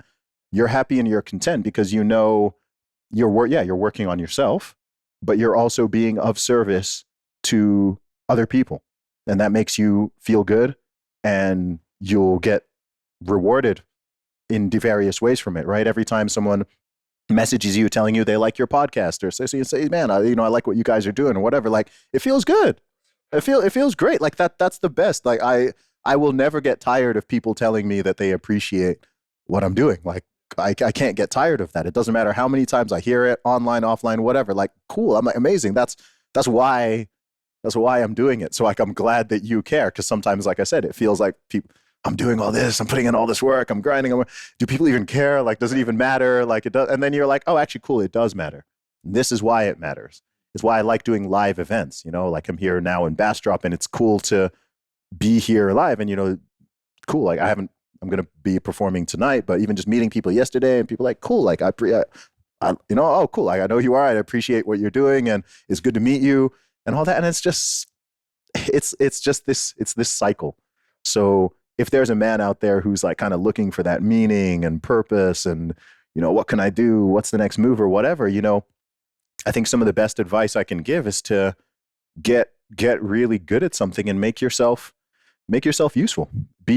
Provide a product or a service, or products and services, to your fellow human beings that genuinely makes their life better in some way, shape, or form. It could be entertainment, it could be knowledge, health, wealth, happiness. These are things that everybody cares about. Help people to become more happy, help people to become more healthy, help people to become more wealthy, help people to become more knowledgeable. If you can, whatever it is, like there's thousands of ways to do this, but if you do that, then that'll give you your own meaning and purpose. If you can find a way to monetize it, then it will also bring you income, and you'll enjoy it, and you'll have that appreciation, and you'll know that, cool, like I'm living I'm not just floating around aimlessly, not doing anything that's helping anybody. I'm just being of service to my fellow man. And I would also say that I believe that's what God wants us to do, and has given us different talents and abilities and potential, so that, hey, yeah, cool, go out and fulfill that, or try to. And yeah, like that's a good lifelong task. Like that's not something you can get bored of, right? It's a recipe, and it changes as time goes on, right? None of us have kids, right? Do you guys have kids? Right? Okay, yeah. So no, we are all thus far childless men. Do you guys want to have kids in the future? Right, exactly. Me too. And that when that time comes, that's going to be like a whole new chapter, right? Like, oh, okay, you cool. You've done all these things, right? You've done this, you've built up yourself, whatever. And now, whoa, like, this is the whole new chapter of life opening. And yeah, like once that opens up, I'm I'm the youngest of 5 kids, and I've got 9 nieces and nephews. And, so I've seen even my older siblings kind of go through this process, and it's like, oh, wow, like this new chapter just opens up. And then obviously, I don't have children yet, but I understand that fundamentally changes your world, and that gives you a whole new mission now. So your mission isn't just looking after yourself and being of service to other people. It's also, oh, wow, now there's this small human being that I'm entirely responsible for. And for the next few decades, something I find so fascinating about parenting is the fact that it never ends, right? I was talking to someone, this is a few years ago, I was talking to someone who was in their 90s, an old man, an old English man. And we were talking about family and stuff. And he was like, he said, I have a 71-year-old, right? So even 71-year-olds have dads and moms, right? so it sounds so funny, when people are like, oh, I have a 12-year-old, I have a 4-year-old, whatever. He's like, I have a 71-year-old, I have a 65-year-old, and you're like, wow, like it never ends, does it? Like once you're a parent, you're always a parent, and it doesn't matter if your kids are in their 30s, 40s, 50s, as long as you're still around, they're still going to look to you for guidance. The relationship dynamic changes, but you're always their dad, you're always their mom. And yeah, it's amazing. That's just the cycle of humanity. Does it surprise you ever? And I don't know if I'm generalizing, but it feels like a lot of guys don't really want to have kids and kind of like carry on the next generation or next legacy. Like I just anecdotally, like a lot of conversations that I have with people, they don't feel like, or I don't feel like I see that like drive to like start a family and like dump their life into their family as I had imagined. Are you talking about dudes in their 20s? Yeah, 20s. Yeah, wait until they get in their 30s. Yeah. And we're also probably biased too, because I was living in New York, Carrie was in Boston. So these two massive metropolitan. Yeah. I don't know, you want to say liberal city. The truth is, I don't think I think it's very common for people in their teens or 20s, both men and women, by the way, especially nowadays, to think that they don't want children or that it's not important. But for the vast majority, it changes. The most men and women want or will want to have children. Even if, you're 22 years old right now, listen, when I was 22, I was like, certainly at the time, like, absolutely no. All right. Like, and I toyed with this idea, oh, maybe I just want to be like an eternal bachelor. And, and now that I'm like in my mid 30s, I'm like, that sounds horrible. Yeah. And also like, I'm not going to be a genetic dead end, right? Like, you think about things differently. And I think, due to a bunch of factors in society, culture, religion, even finances and the economy, all these things are reasons why this has all been delayed. As we know, a few decades back, pretty much everyone was getting married in like, their early to mid 20s and, start doing stuff earlier. And, it's been kind of pushed back and delayed. And there's tons of reasons for that. Some of it is simply economic and financial. It's harder to just have real wages have actually declined. And, it's not as easy for just like a single breadwinner to, take care of an entire family and so on. So there's multiple factors, but I often say that, it's really hard to trump biology. And there's nothing more biologically innate, wired into most human beings than the desire to reproduce. I mean, and it's only recently that this has been like decoupled from everything else. Like, why are you even interested in dating and relationships? It's all stems from the desire to reproduce, right? Like sexual attraction exists between men and women because it's just the most basic biological function of a species that the species must continue, right? So I think oftentimes like dating and marriage and sex and reproduction and all these things are kind of like separated in this weird way. Like in the past, it was like these things are all together. Like there's no separation. Now, due to technology and other things, they can kind of be pulled apart a little bit. But that just biological impulse and imperative, as much as they can, they've definitely been successful in, reducing the number of children that people generally want to have or will have, and other things. There's been some very successful psyops that have been run, but it would be so hard to brainwash large percentages of the population to just be like, oh, okay, like let's not even mate, like let's not even reproduce. That's a tough one. And I think that wiring is even, like, I know how strong it is with men, but with women, it's probably even stronger. The desire to be a mother, and yeah, maybe they may not feel that way in their, early to mid 20s, but again, most girls, by the time they get into late 20s, early 30s, like they're going to start, they're biologically, it starts clicking. Socially, like there's still something that's just there. This is across all societies, across all countries. Like, so yeah, people are going to agree. It's one of the cool things about our universe on Twitter is it's almost like the antithesis of this psyop and this kind of lie that we've been told in university and higher education. And you're connecting with these other incredible people. We get to connect with you and connect with other people that are maybe a little bit older and they're married and have kids, and they're talking to you about fatherhood and the responsibility that comes from that, and just these amazing connections that you can build if you use social media the right way. It kind of lets you maybe like break free if you're just isolated in New York and you don't get to meet people like us in your geographic location. It like gives you the ability to connect with other people. Lets you find that voice you need, maybe, or like the voice you need to hear that, like, if you're the type of person who needs to hear like, hey, like you don't like your job, you need to find a new path. Like maybe it's just, someone on the internet who's speaking into a camera, but it still has the same effect of, some sort of father figure in a lot of ways. Definitely. Yeah. I mean, we have the access to have, wherever you live and whatever community you're in, you can find online mentors or people who you just look up to and respect, who, you haven't even met in real life, but they're just offering genuine advice, and you can learn from their mistakes, you can learn from their virtues, you can learn from the things they've done right, things they've done wrong.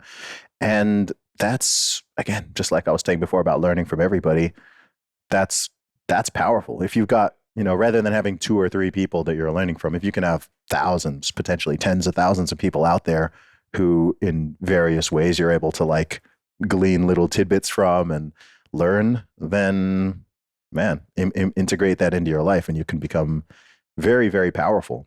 And I think this is when I look at the sort of younger generation, when I look at people who are, let's say, in their teens or like early 20s, I think that this technology and communication mechanisms that we have now are going to, what's the best way to put this?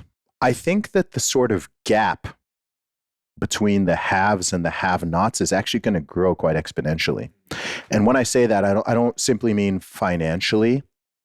I mean, I think there's going to be a percentage of young people who fully buy into the I'm a victim, the world is out to get me, everything is rigged, you can be healthy at any size, I'm just going to be fat, I don't know my gender, I'm going to just buy into every psyop, the world is going to end, so like whatever.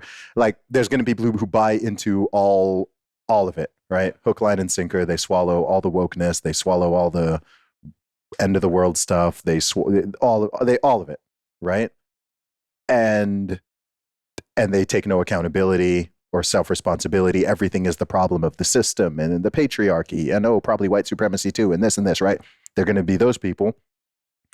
And then there's going to be the kids who are just like based, right? And like they just see through the matrix and they're on their game, like they're caring about like their physicality, they're self-educating and reading a ton of books, they're starting businesses, they're using social media not to be there on TikTok just brain dead watching twerking videos and gender confusion. They're going to be learning to build, like they'll be watching, listening to all these people who are like decades older and wiser than them, and they're learning and they're integrating this. And like I think that gap, by the time those people are like 30, right? If you take 2 15-year-olds now and one of them takes that former path and one takes that latter, by the time they're like in their 25 or 30, whoa, like I just think that gap is going to be pretty wild.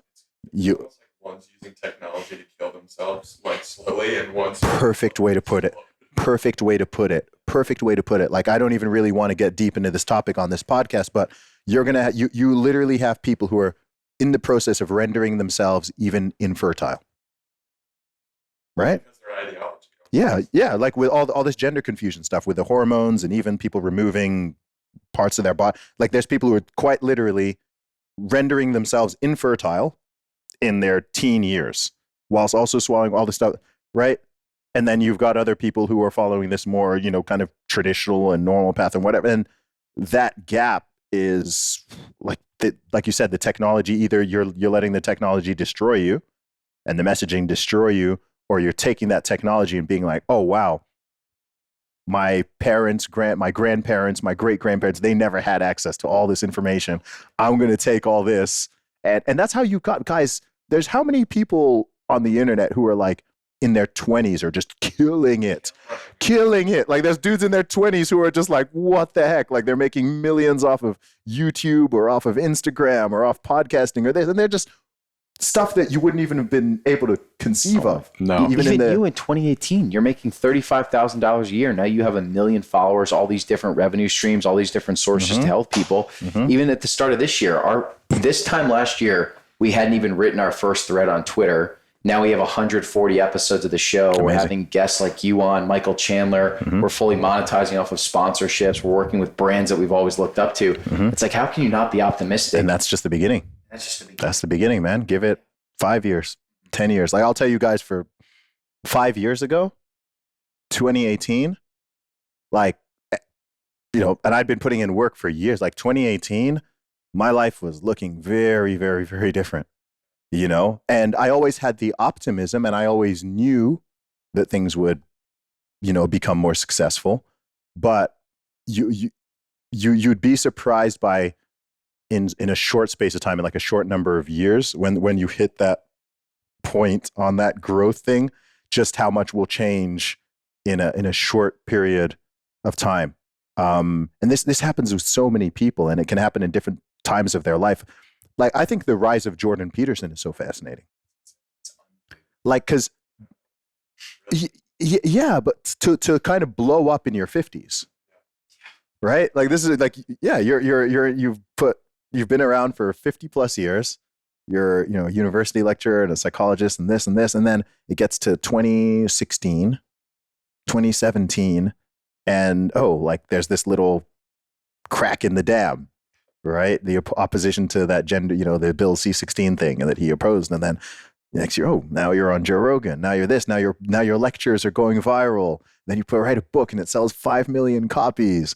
And now you're touring around the world and this and this and this. And it's like, it's amazing. You can spend so much time sort of like laying out the table and doing the groundwork and preparing for all of this, but you don't know when like that wave is going to hit. And you typically always want it to be earlier than it ends up being. But then when that time comes, speaking from experience, you're actually quite grateful it didn't happen earlier. Right? Like I'm glad.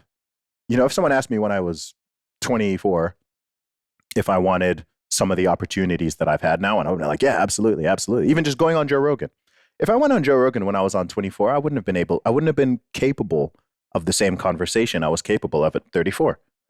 Right? To sit there for 3 hours and to go deep on all these different random topics and to be able to, sit here and this conversation I'm having with you guys, 10 years ago, I wouldn't have been able to have it.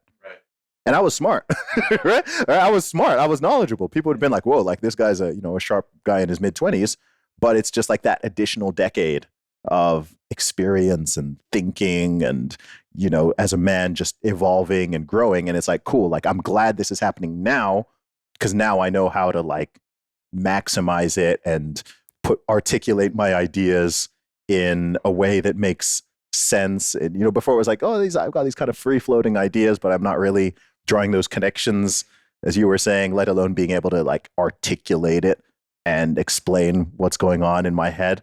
And now over time, having done hundreds and hundreds and hundreds of interviews, you get better at it, and I'll continue to get better at it. I would like to think that in 10 years time, I'll look back at this interview and I'm like, man, I'm not making my points very well. Right. And I'll be so much better at doing it, but you get better by doing it. That's the thing. You just keep on going. It's crazy to think that success can come too soon. Like I almost envision like you selling your records on the street and like someone coming up and like giving you an offer that you maybe feel like you didn't deserve, or like getting to a point too quickly. And then it's like your whole trajectory changes.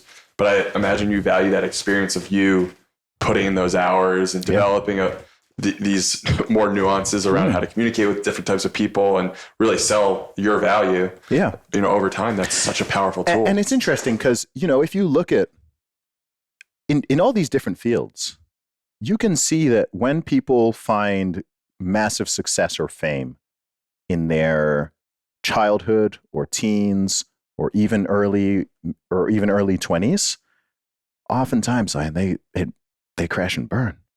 Messes them up in some way. In how many actors or rappers or singers or athletes or whatever who found boom, like 19 years old, 21 years old, and you've got all these eyeballs on you and you've got millions of dollars coming into your some of them just go crazy. Either they go crazy, like they just get caught up in drugs or in alcohol, or like they go crazy with the spending and they end up actually they go from making $5 million a year to being broke somehow, because they don't even know how to manage the money or what. Yeah, they're just not ready. I've even seen situations with musicians, because it's rare for musicians to blow up without having put many years in, but occasionally it does happen. And when it happens, they never last. It's hard to think of someone who like blew up super quickly and a few years later, they still really have a career and a fan base and people care. Like the people who have the longest lasting careers, it tends to be people that like where it was a slow cook, right? It took a long time. Let me give you a great example of this. Cause I remember like I became aware of Ed Sheeran, one of the most successful musicians in the world now. So he came onto my radar, I think in like 2012. More than a decade ago, and he was like grinding in the UK. He was just touring, doing like busking and, like doing all this stuff. And I even remember chatting to him on Twitter back in like 2013, 2014, that sort of time. And he put in so much groundwork before he really had his break that now that he's in that position, like he can have an Elton John career. If Ed Sheeran wants to still be touring in his 70s, he can, right? He's put in all that groundwork and even just building the skills themselves. So I've seen situations with both singers and rappers where like their second or third song blows up. And then do you know what happens? They get thrown on a stage at a festival. 5,000 people, 10,000 people in the crowd. They don't even know how to perform. They don't know how to perform because they haven't done the hundreds of gigs that normally you would do before you're hitting that type of crowd to work on your stagecraft and make sure like you know how to engage a crowd and to get your lyrics out and everything. And they flop. They do an awful performance because you don't want your first performance to be in front of 10,000 people, right? If you're going to do public speaking, you haven't done a public speaking before, you do not want your first event to be in front of thousands of people. You want it to be in front of maybe a couple dozen, and you can make mistakes. It's forgiving. It's not broadcast to the world. Like whatever. You make your mistakes. You take your L's. You learn what you do. Like I was someone who performs live. I mean, my first performances, I always used to film them. I still film them when I can, but you learn. Okay, we watch it back, and you notice things in your body language and what you're doing. Like I remember looking back at some of my first performances and I'm like, why am I looking at the ground all the time? Right? I'm performing and I'm literally like I'm looking down. Right? And I'm like, why am I looking down? And so I learned, okay, like when I'm performing, I need to keep my head up and engage with the people that are there. Like you want to avoid turning your back to the crowd, right? You find certain movements that you do, or even just like the breathing. Because even as a musician, the way you breathe in the studio is a bit different to how you do on stage, right? As a rapper, because there's tricks you can kind of do in a studio, right? There's things you can do in a studio, and it's a much more forgivable atmosphere, and you can sort of do certain verbal gymnastics and acrobatics that you can't quite do on stage, because even as a rapper, like I typically avoid this myself, but a lot of rappers do what's called like punching in, which means that, you know, they record a couple bars and then they stop and then they continue from that point, and then they stop and they continue from that point, right? So in a 16 bar verse, that might have been like 4 takes. So they did the first 4 bars. Sometimes people do, there's rappers who do 2 lines at a time. They record 2 lines, stop, record the next 2 lines, stop. You can't do that on stage, right? And when you record like that, you can get away with not breathing between those lines. So you might hear it. Most people don't hear this stuff. Like I can hear it as a rapper, right? So I can listen to it and I know how they recorded it. I'm like, they recorded that a line at a time, because you're not hearing the breathing in between those things. But then you get on a stage and you can't just deliver that in that same way. So when you're performing, you have to be, okay, like I have to take a breath at that point, or I have to do it at that point. So there's like all these little nuances, things that people don't really like think about. It's the same goes with public speaking or whatever it is. So there's all those reps that you do, just like an athlete, right? An athlete doesn't want to be, you know, they do their reps in the gym. They do the training in the gym and on the pitch or whatever. And then when the eyeballs are on them, then it's time to perform, right? So you don't see all these basketball players in American football. You don't see all their gym workouts and routine. You don't see the real work. you just see the performance. Yeah. And right? if you ask the average person, they would say, oh, you know, more velocity, more acceleration to success as quickly as possible. That's what I want, which makes sense. But what you're saying is like, you're not actually going to be able to sustain that success if you get the velocity too quickly. Yeah, it's hard. And even from a social standpoint, something I'm happy that's happened in the way things have played out is my fame is such a weird word. My popularity has increased like gradually over the course of 15 plus years. So I never had this thing of going like from completely unknown to, you know, a few million or what. I have no idea how many people know who I am, but it's in the millions, to millions of people, you know, from zero to boom, like everyone suddenly knows who you are. It's been this really gradual turn up. And that also keeps you grounded and it keeps you sane, because you know how to deal with it. Like if you've just gone from being completely anonymous to suddenly, oh my gosh, everywhere you go, people are recognizing you and they want to take photos or this or that messes with you. You know, and people don't think about this stuff. Like that messes with you. It's very awkward. It's weird. You don't really know how to deal with whether the positive or the negative. You also see it on the flip side. People don't know how to deal with criticism, right? Like I've dealt with it all. Like I've been rejected a big gazillion times. I've had people saying no. I've been ignored, whatever. Like anything negative someone can say, I've heard it before, of whatever. So, you know, you develop the thick skin as well. You develop the thick skin to deal with the criticism, and you also develop the grounding to deal with the praise and the positivity. So you don't walk around all pompous, like, yeah, whatever, like I'm the man, like I'm super whatever. You stay humble and you stay very like normal. But also it's not like, oh, you receive a criticism and suddenly you break down in tears and you can't function anymore because some mean person on the internet said something mean about you, you know? So it's both those things. And just like in the gym, you know, you have progressive overload, right? You don't walk in on the first day and just like, you don't walk in on the first day and just start with the heaviest weight or with the longest run or whatever it is. Because if you try, boom, what happens? You get pinned, you get flattened. But gradually you get better at it. And then when someone hands you that heavier weight, you're now like, oh, cool, I can lift this. Yeah. It's I keep thinking of a word you said earlier, which is like destiny, and this concept of like being ready for what's happening seems to be like exactly what you're talking about, where it's like, I've done all the work. I know I can do this. And just having that feeling of confidence of just logging those hours, I think is empowering, and what a lot of people kind of try to just remove from the process of becoming successful or doing something for themselves. It's like, you gotta log the tough hours. So looking for the shortcut. And that's human nature. You know, we typically will seek the path of least resistance, or we'd at least want or desire that you can just achieve some success with some trick or some shortcut or something like that. You know, I'm sure you've had people come up to you in the gym who've been working out for, you know, it's their third time in the gym, and they're literally like, oh, like, how can I look like you, or how can I lift what you're lifting, or whatever? And you explain it, and they're like, yeah, but how can I do it like fast? How can I do it without doing all that? And I'm like, dude, like if I knew some, I can't. If someone comes up to me in anything I've done, if someone even social media, if someone's like, oh, man, I want to get 1 million Twitter followers. How do I do it? I can explain it to you, but I can't give you some like magic trick that's going to mean you don't have to grind, right? You don't have to do, like, but how can I do it without, like, I don't want to tweet that much. I don't want to create content. Like, how can I do it without, I'm like, good luck, bro.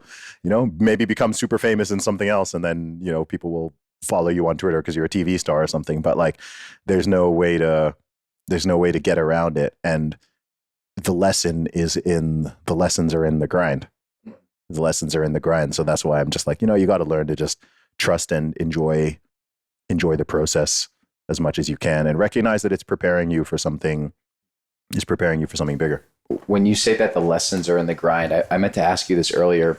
Is there anything that you miss in particular about that time period from 2011 to 2008 when you're hustling, you're not making money, so much money? Yeah, I know. Yeah, because it's such an interesting point in your life, and people see you now at 1 million followers, and they don't understand how crucial that 7 years was to you getting to where you are now. Mm-hmm. Yeah, it's actually more than 7. I started selling on the street in 2006 with my first album. It's just 2011 when I went full time. Is there something I miss? I do miss some of the interactions. Like, I dealt with a lot of nonsense, but I did have some like really fun moments where you're just in a random city. Cause I used to just I've been to like every city in the UK pretty much. Like I'd just be like, sometimes I'd go somewhere just cause I hadn't been there. Right. I'd be like, I'd open the Google Maps. I'm looking at the UK map and I'm like, I've never been to that city. I'm going there. Right. And I'll literally hop in my van and drive there, sometimes stay there for a few days and just hustle it out, maybe go to some nearby towns or whatever. Like I could just open it and be like, okay, cool. I've been to Austin. I haven't been to Bastrop. Let me go to Bastrop and I'm going to go check it out. It would be much harder to do this in the States, by the way, though, because you don't have like the pedestrianized high streets and city centers like you do in the UK. And so, so I'd say some of those interactions and just kind of being there, especially on a nice day, like you're out there on a nice sunny day and you're on a busy high street and there's just like people running around all over the place doing their shopping and you're just talking to strangers all day. And, I met some amazing people. Like you'd meet awesome people. I'd also meet people from all over the world because one cool thing about the UK, of course, is it gets a lot of tourists. So you'd meet people from other European countries. I'd meet people from the States who are visiting the UK, often in groups, right? So, you'll just get like a group of guys from Spain or from Italy or from France or whatever. And, I got, pretty adept in speaking French and Spanish as well. So I'm there like speaking French with this group of like French teenagers and playing them my music and they're getting all like hyped up, like that they're meeting this they're in the UK and they've met this rapper and, they're like, so, there were like some really fun, just really fun experiences like that. So, I get different experiences now, but I miss some degree of that, I guess. That's probably the biggest one. That's probably the biggest. I wouldn't want to go back to doing it, but I'm very glad that I did. And I learned, I also wouldn't be able to go back to it really because the way people consume music has also changed. So when I started, CDs were primarily how people bought and consumed music. And now, that's shifted towards, went through the download phase and now people are primarily streaming and so on. So it wouldn't even be as effective now. I'd still be able to do it, but it wouldn't be as effective. But yeah, very glad I did it. One of the things I love about you is it seems like you get like very excited about finding these like shared realizations between different types of people where it's like, holy shit, like we're talking about like the weather in what was that country called? Oh, you're in Siberia. Yeah, we're just like this, like can't imagine anyone lives there, and it's like we all kind of agreed. It's like who the hell lives there? But I've met people from there. Damn, that's crazy. Yeah, so I've met people from everywhere. I've met so many people. That's the thing that was really interesting because I'd meet people from Kazakhstan, right? I meet a group of people from, where are you guys from? Oh, we're from Kyrgyzstan. And you just have these interesting conversations. Like I'm not even there like even pushing the CD that hard or whatever. I'm just like, cool, like learning about their country or whatever. And yeah, that was fun. That's a hard thing to kind of replicate because it gave me an excuse and a reason to just go to random places and to talk to complete strangers. You normally don't have like a good valid reason to like talk to complete strangers just randomly. I still do it, but like you're kind of forced to do it. And so as a result of that, you just kind of get this really wide spectrum of experiences and meeting people from all over and wherever. And then, like I said, I found that there were some groups of people I wasn't able to speak to because like they didn't speak English. And I was like, all right, I'm going to learn French. And then I will learn French. And then I'm looking at people and they're like, oh, I'll go to, excuse me, guys, like what kind of music do you guys listen to? And they give you that blank look. They're like, je ne comprends pas. I'm like, oh, ouais, tu parles français? And they're like, oh, ouais, je parle français. Je m'appelle Zuby, je suis un rappeur indépendant. Je suis ici aussi aujourd'hui pour promouvoir ma musique. And they're like, oh, tu parles français? Tu parles français? I'm like, yeah, I just learned. Like, yeah, I mean, I got like to, basic fluency in French in like 4 months or something. That's so cool. And then I was like, I'm going to do Spanish next. Because like there are all these Spanish speakers. And it's, my French and Spanish are, my Spanish is now better than my French. My French used to be better than my Spanish. But it even, that's even such an interesting thing because it teaches you like how you can even like kind of level up in those ways. Like, okay, this isn't a barrier. I'm here in the city and there's a lot of people here who don't even speak English, even though I'm in England. But there's like all these French tourists and whatever, and people even from Switzerland and Germany, all these countries. I was like, what if I learned how to say all the stuff I usually say in English and I learned how to say it in French? And so I'm like, all right, I'm gonna do this. And so like I remember 2014, I was like, I'm gonna learn French. Like I just started, I was like going hard at it every day, doing like an hour a day. And then I got to a level where like, I'm not like perfectly fluent, but I can talk to people, I can answer their questions, I can promote my music and order a croissant. Oh yeah, that's easy. Yeah. And so you learn. And what I love about every new skill you learn or every experience you have is it also shows you what you're capable of. It really shows you what you're capable of, right? Just like, again, we were talking before about training, like it shows you what you're capable of. Like a lot of people, even something like languages, most people, like if you were raised like monolingual and you just speak English, which is, most vast majority of British American people, then a lot of people, especially sort of past the age of 20, they just think like, oh, like I can't even learn another language. Like they create this artificial barrier. And it's like you can. Like you could become fluent in Japanese if you wanted to. It's not going to be easy. It's a grind. It's going to take time, but you can do it. Like I've witnessed so many people do it. I'm sure you guys have seen people who've come to America barely speaking English. I know tons of people who came to UK or US, like literally didn't speak the language. And within a year, they're like perfectly, they're perfectly fluent. And English is tough. In English, yeah, it's hard. And it's like, wow, the human brain and capacity and our potential, like you said, we're just scratching the surface. There's people out there who speak 10 languages. Like what? They could sit here and do this interview in 10 different languages. Like to me, that's mind blowing. I'm like, yo, that's crazy. One of my best friends is like fluent in 5. I've met someone, I met a girl once who speaks 9 fluently. And I'm just like, to me, that's mind blowing. I'm just like, what? So you can say all these things in 9 different ways? It's like 9 people packed into one. Yeah. And I'm just like, that's so dope. And I don't know, man, there's just so many skills that we can all learn. And I like, sometimes I view my life almost like I'm a video game character. Yeah. It's a good way to do it. Yeah. And I'm just like on this adventure and I'm trying to like increase different stats and like go on different missions and side quests. Like today I've got this side quest with Meat Mafia podcast. Yeah. Like the main mission was like, okay, cool. Like we want you to perform in Bastrop. And then, I get a new quest request in my email. And I'm like, I'm going to take that quest. I'm going to do that quest. Let me go out there and, it's not mandatory, but yeah, let me take that. And, yeah, that's how sometimes I view my life. And it's kind of more fun that way. It's also one of the reasons why I don't play video games as much as I used to, because I was like, all this time and leveling up and what I'm like, I could do this in real life. Do it to yourself. Yeah. Right? And then it's like through that curiosity of you wanting to go on the side quest, it's like we end up pulling out this amazing, almost like 2-hour long conversation. We now become friends, build that connection. It's like, if you say yes to the right things, it's pretty amazing what can happen, man. So, dude, we're just, I feel like we could talk for probably 5-6 hours.